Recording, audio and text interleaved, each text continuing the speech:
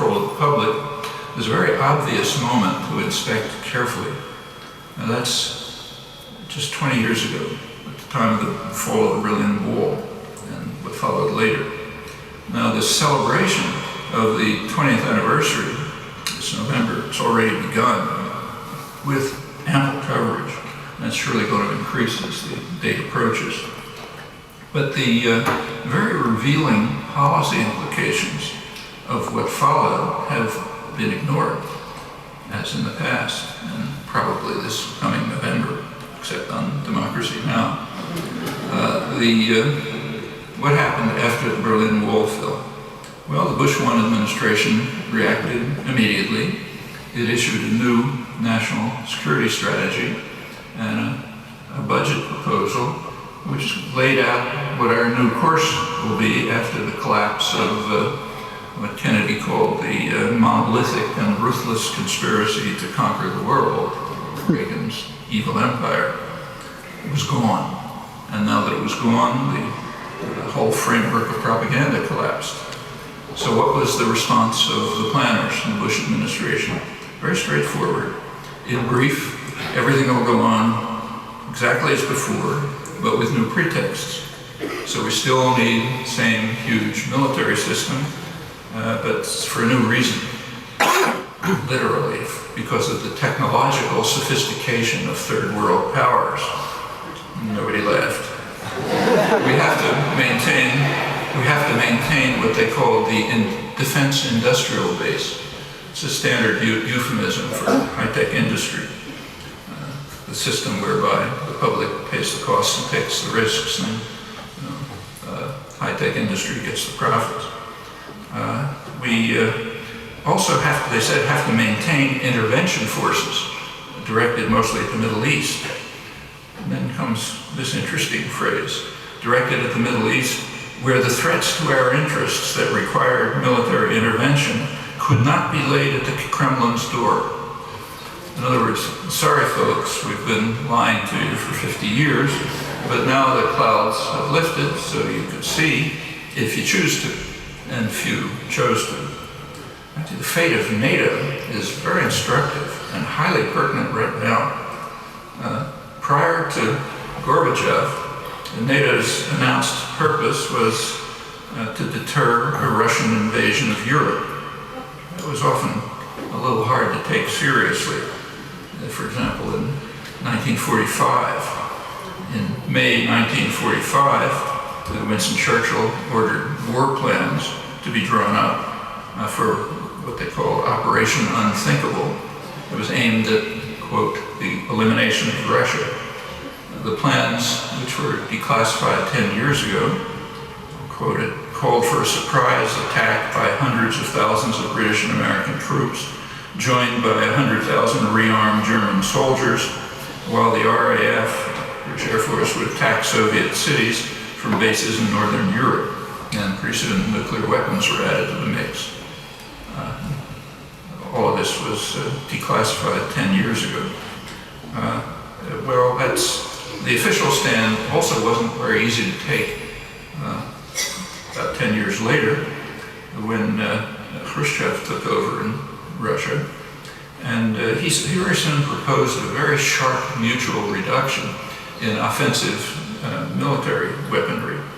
He understood very well that the much weaker Soviet economy couldn't possibly sustain an arms race with the United States and still hope to develop.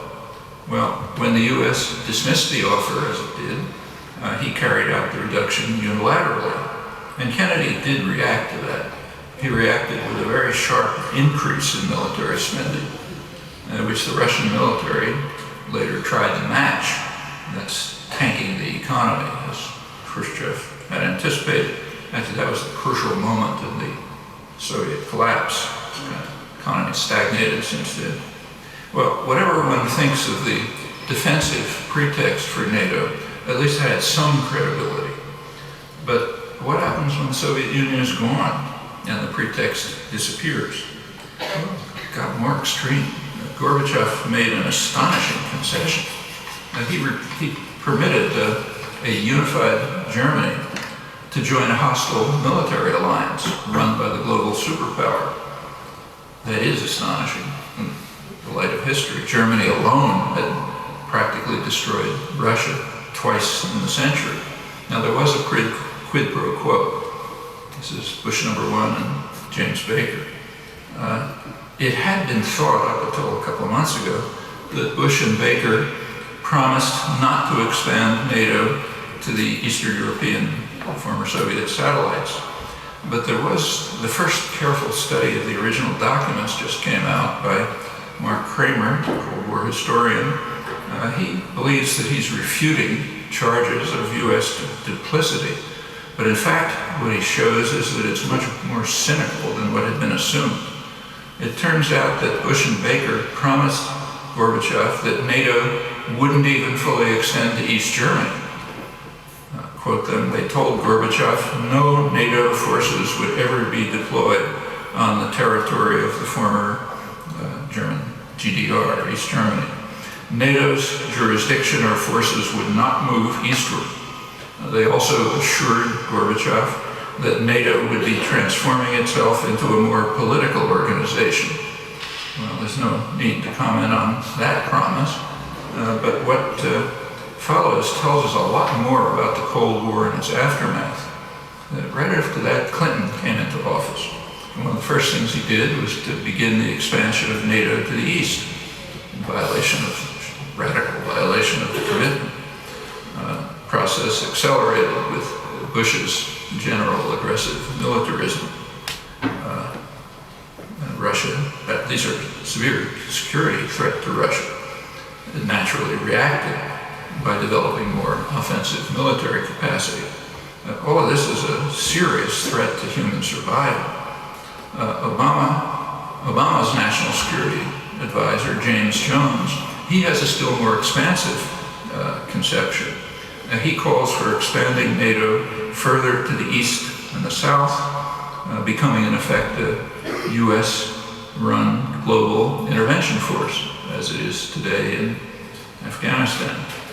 The Secretary General of NATO, Dutch officer de Scheffer, he informed the NATO meeting that NATO troops have to guard pipelines that transport oil and gas that's directed for the West. And more generally, NATO has to protect sea routes used by tankers and other crucial infrastructure of the global energy system. All of that just opens up a new phase of Western imperial domination. The polite term for it is bringing stability and peace. That's what's happening now. In AFPAC, Afghanistan, Pakistan, as the region's now called, Obama is building enormous new embassies and other facilities on the model of the city within a city in Baghdad. These are like no embassies anywhere in the world. And they are signs of an intention to be there for a long time. Right now in Iraq, something interesting is happening. Obama's pressing the Iraqi government not to permit the referendum that's required by the Status of Forces Agreement. That's an agreement that was forced down the throats of the Bush administration, which had to formally renounce its primary war aims in the face of massive Iraqi resistance. Washington's current objection to the referendum was explained 2 days ago by New York Times correspondent Alyssa Rubin. Obama fears that the Iraqi population might reject the provision that delays U.S. troop withdrawal to 2012. They might insist on immediate departure of U.S. forces. Iraqi analyst in London